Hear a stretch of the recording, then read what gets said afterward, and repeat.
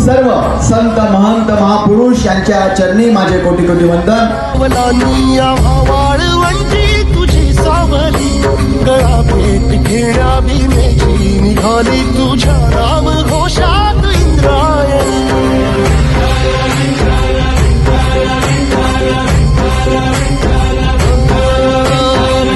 आसमंती ध्वजा वैष्णवांची